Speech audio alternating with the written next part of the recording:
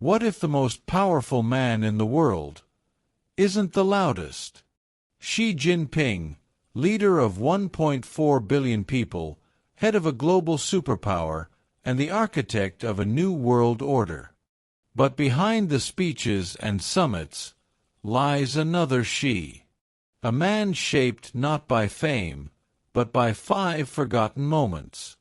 Moments erased from the headlines, hidden in shadows. Tonight, for the first time, we uncover them. From a mysterious disappearance in Fujian to a secret dinner that rewrote ideology. These are the stories the world never heard. This is the hidden Xi, the disappearance in Fujian. What if the most important week in a future superpower's life vanished from history? The year was 1988. Xi Jinping was not yet a global figure, not yet general secretary, not yet core leader. He was simply a mid-level cadre assigned to the Fujian province, one of China's gritty coastal frontiers, a region caught between tradition and reform, old-world fishing villages, and the rising tide of special economic zones. But something happened that summer. Something unrecorded. Officially, Xi Jinping's work logs show a 7-day inspection tour of underdeveloped villages along the Min River.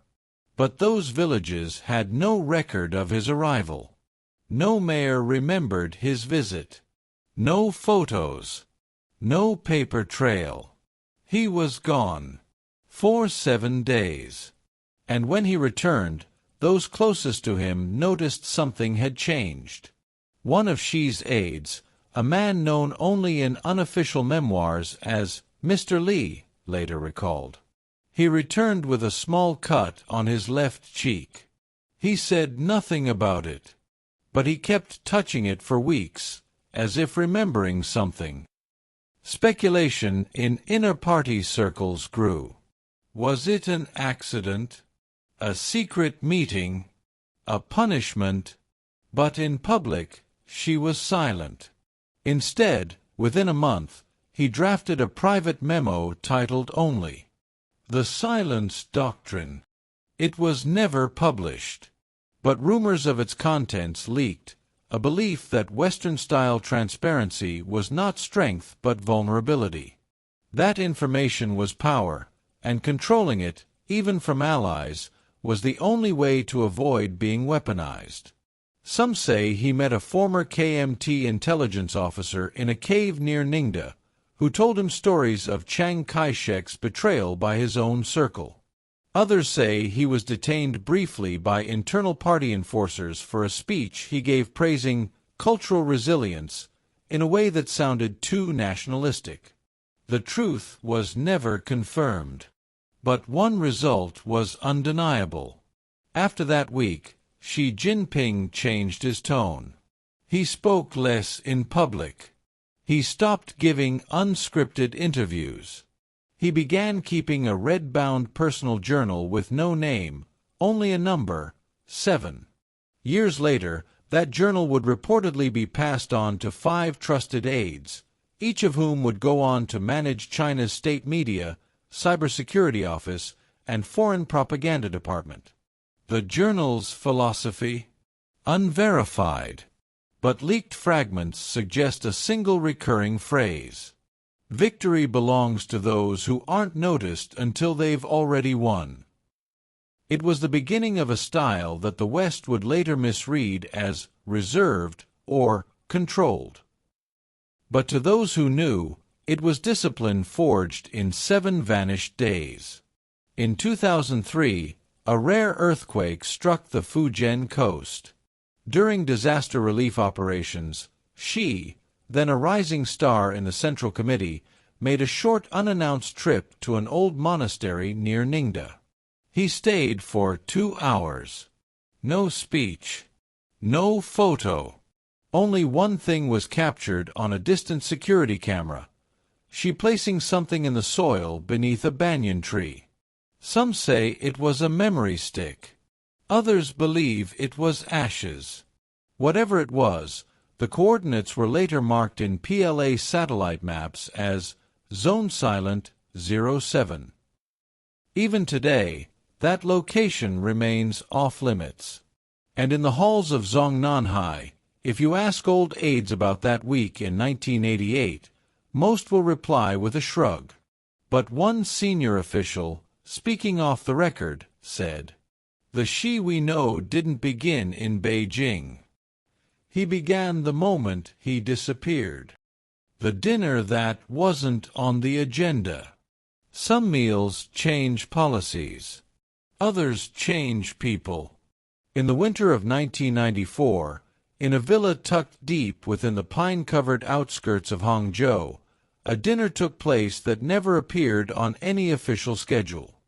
The guest list was short. Xi Jinping, then party secretary of Fuzhou, was invited at the last moment by a wealthy Zhejiang entrepreneur named Chen Dajuan. Chen had ties to several state-backed construction firms and was known for his lavish hospitality. But this dinner wasn't about business. Also present was Dr. Zhao Luwei, a philosopher from Tsinghua University and an exiled Cambodian intelligence officer operating under a pseudonym. 3 men. 1 low-lit room. No cameras. No aides. No toasts. The conversation, according to fragments later smuggled out by Chen's disgruntled accountant, revolved around one idea: soft obedience, the notion that control doesn't require force, only the perception of inevitability. Dr. Zhao spoke of Laozi's teachings and the utility of absence. A pot is useful not because of the clay, but the emptiness inside.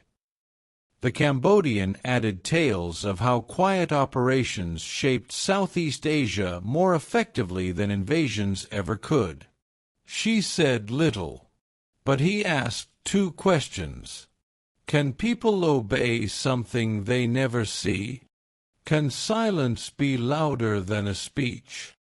According to the smuggled notes, after dessert, she walked outside alone for nearly an hour. He returned, nodded once to Chen, and left without saying goodbye. Weeks later, a new regulation quietly passed in Fuzhou restricting foreign NGO reporting. Months later, Dr. Zhao was appointed head of a minor but symbolic think tank focused on narrative sovereignty. Years later, she would cite Laozi in his 2014 address to the Politburo: "Let your plans be dark and impenetrable as night, and when you move, fall like a thunderbolt." Many thought he was quoting Sun Tzu. They were wrong. A now-declassified internal report from the Ministry of State Security notes: "The Hangzhou dinner was the conceptual start of our 21st century ideological strategy." Its footnote contains a single line: "Track all attendees of unofficial meal 94-06. But the Cambodian disappeared. Dr. Zhao retired early, and Chen Dajuan's name was erased from all corporate records after 2001. Only she remained.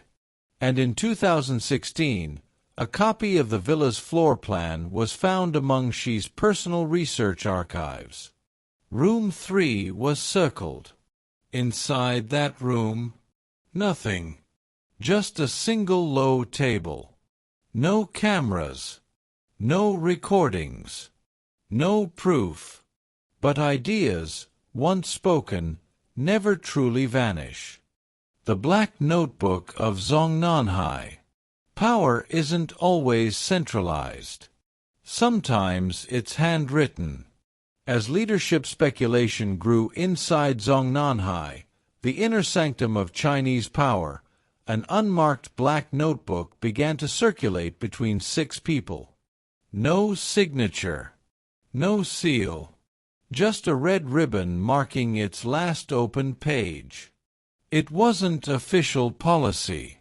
It wasn't propaganda. It was something else.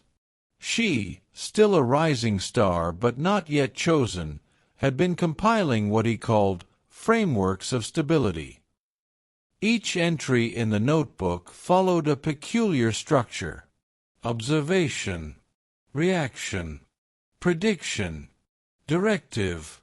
Sample pages include reflections like, "When dissent is televised, it becomes performance. Control the broadcast, and you control the rebellion. Do not remove the weed. Plant a taller flower beside it." The notebook began with 73 pages. By 2008, it had over 200. Some entries are believed to have inspired entire government initiatives. The Youth Social Rating App Pilot, the Silent Cadre Program, the Harmony Index score for foreign media outlets. But no copy of the notebook was ever made. Its final location? Unknown. Except once, in 2013, she was photographed exiting a meeting holding a black notebook with a red ribbon. The photo was censored within 12 hours. One aide who handled Xi's travel bag for over 7 years later admitted, "He only kept one object on his person no matter where we went: the notebook." To this day, it is said the black notebook contains over 300 axioms. Not slogans. Frameworks. The laugh in Pyongyang. In diplomacy, a smile can be more dangerous than a missile. In 2018, during a rare and highly choreographed summit in Pyongyang, North Korea, Xi Jinping and Kim Jong-un shared a private moment captured accidentally by a roaming surveillance drone. For exactly 7 seconds, Xi Jinping laughed. It was not a staged chuckle. It was genuine. And it stunned everyone who saw the leaked footage. Why? Because it happened right after Kim reportedly told a joke comparing sanctions to a diet plan. But insiders say it wasn't the joke, it was the timing. That day, a satellite had picked up new installations near India's Ladakh border. That morning, a Chinese delegation had quietly finalized a rare earth mineral deal with Angola. That evening, a memo was distributed among Chinese military leadership titled, "The window has opened." Xi's laugh wasn't personal. It was strategic release. An internal analyst noted, "It was the laugh of a man whose pieces were falling into place." The footage was buried, of course. The drone operator was reassigned. But the phrase, "the Pyongyang laugh," became legend among diplomatic watchers. What followed was a year of aggressive moves made to look like cooperative ones. Infrastructure loans masked as humanitarian aid. Military drills repackaged as cultural exchanges. A massive data transfer test cloaked as an earthquake response system. And beneath it all, she kept smiling in official photos. But he never laughed again. The final question at Bayday. Sometimes, the answer isn't what you say, it's what you write down and lock away. In the summer of 2022, at the annual elite retreat in Bayday, Xi Jinping met privately with 2 retired military officials, one party historian, and a neuroscientist. The meeting lasted 4 hours. What was discussed has never been publicly revealed. But afterward, the historian leaked a single detail. He asked a question no one had ever heard from him before. The question, "What happens when I'm gone?" That night, she walked alone along the coastline. A junior security agent assigned to surveillance noted he stopped 4 times to stare at the ocean. The next day, a sealed document titled Continuity Protocol 11 was sent to 5 party institutions. Not succession. Not retirement. Continuity. The protocol outlined AI advisory systems to replicate leadership patterns. Training modules based on his decisions from 2012 to 2022. A redundancy network in case of information fracture during leadership transition. It was a manual, not to replace Xi, but to sustain his design. And it included one directive. The people must not feel the difference. The document was never printed, only viewed on secure terminals.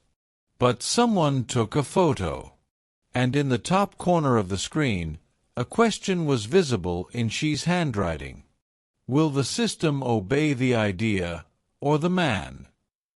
The question was never answered, but it still circulates among party intellectuals. Some say it's a warning, others a legacy. But all agree, Xi Jinping's most important contribution might not be control. It might be how he let go. These 5 moments never made the headlines. But maybe they shaped a man more than speeches ever could. Power isn't always loud. Sometimes it hides in silence. And now you've seen the Xi that history forgot. But this is just the beginning.